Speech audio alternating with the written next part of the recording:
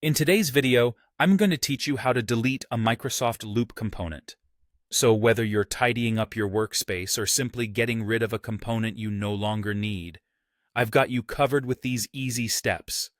First, let's get started by searching for Microsoft Loop in your preferred browser.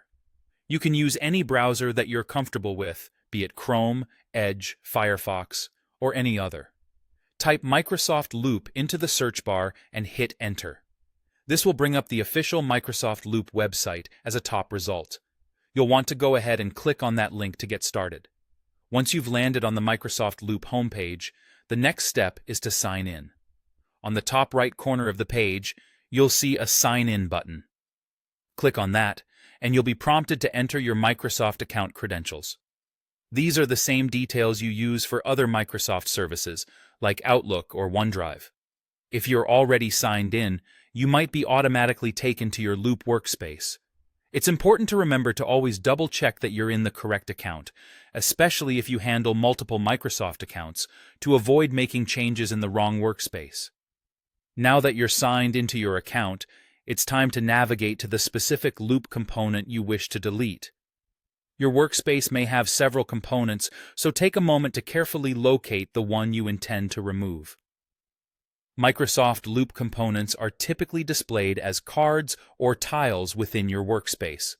If you're having trouble finding it, you might want to use any search or filtering functionalities available to make the process smoother. Once you've pinpointed the right Loop component, you'll need to access the options for it. These options are usually hidden under the More section, represented by 3 dots that you'll find either on the component card itself or nearby.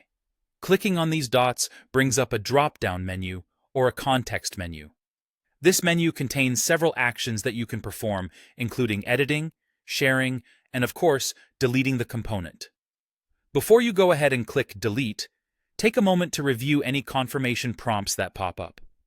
These confirmations are in place to ensure you don't remove anything accidentally. Carefully read the message and, if you're absolutely certain that you want to delete this component, proceed by confirming your action. Once you confirm, the deletion process is final, and the component will be removed permanently from your workspace. And that's it. You've successfully deleted a Microsoft Loop component.